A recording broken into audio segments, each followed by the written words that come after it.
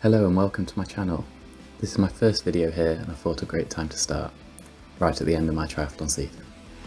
I spent most of last season working towards the goal of a full distance Ironman, which I completed in under 12 hours. I'm now going to be transitioning into a speed focused block. I found a local time trial route on Strava Explore. I'm going to be using this to benchmark my progress throughout the upcoming training block. The route itself is pretty straightforward. Relatively flat overall with very little elevation gain, so it's perfect for a consistent time trial effort. There are two spots to watch out for though, a sharp corner at 1.1 km and another one around the 5 km mark. The outleg trends ever so slightly uphill, and on today's ride there was a bit of headwind. That makes the return leg a lot more fun, slightly downhill plus a tailwind, so it's a great chance to settle in and hold some good speed all the way back. I had a look at the leaderboard for this segment, and the times here are seriously impressive. The leader averaged 44.6 km per hour over this route. I'm definitely nowhere near that pace right now, but that is the point of this speed focused block. It'll be interesting to see just how far off I am today and to have a benchmark that I can chip away at over the off season. Alright, off we go. I'm pushing over 300 watts at the start just to get up to speed, and then I'll ease into my target power.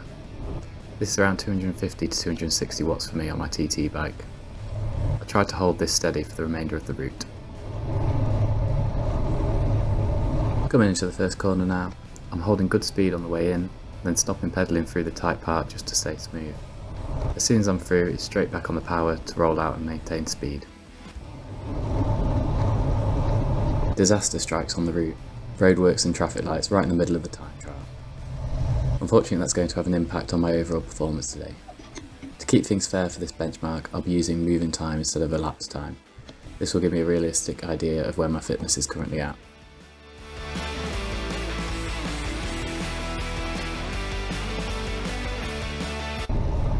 Here's the second tight corner. I can't carry as much speed into this one and I'm having to pick my line carefully to avoid some potholes. Once I'm through, I hammer back on the power to get back up to speed as quickly as possible.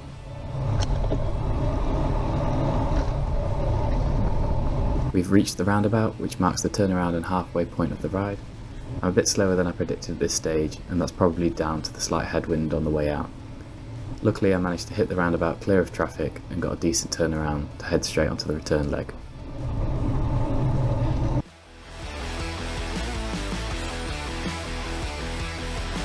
Il en met une de et l'attaque de Tadej Pogačar. La réponse de Poggi. There's a segment within this TT route that I've included in this video. It's super flat with really good road conditions, so it's perfect for holding speed. I've done this one plenty of times before on other rides, and with the tailwind today, it's a great chance to push on and maybe set a new PR.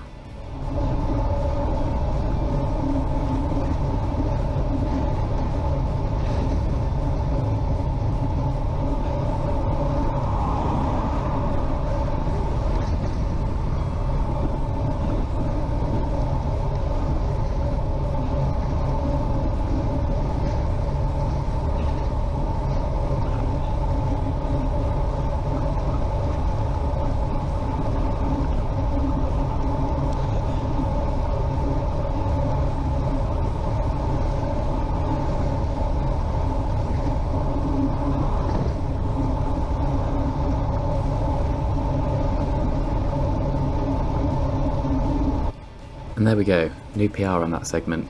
Managed to shave off 4 seconds, which is a big improvement. I pretend it was down to my riding ability and not the tailwind.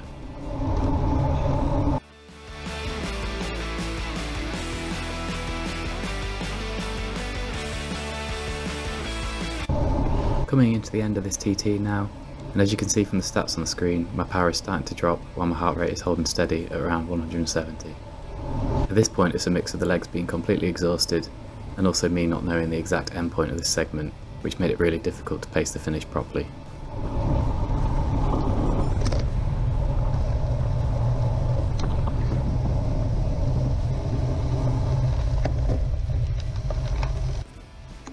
Looking at the detailed stats, my power could definitely be more consistent. Right now it's a bit spiky and smoothing that out will be a big focus. My heart rate built gradually through the ride, which is exactly what I'd expect for this kind of effort. What isn't shown here is cadence, which had an average of 87 RPM. That's something I really want to improve on in this off season. Pushing that average up should help me sustain higher speeds in future TT efforts and push the focus more onto cardiovascular rather than neuromuscular. Okay, so looking back at the leaderboard, I'm about a minute and a half off the top 10. And let's not even talk about number 1, that's on another level entirely. But there's the goal right in front of me. Now it's all about seeing how close I can get as the training builds through the off season. Okay, thanks for watching and I'll see you in the next one.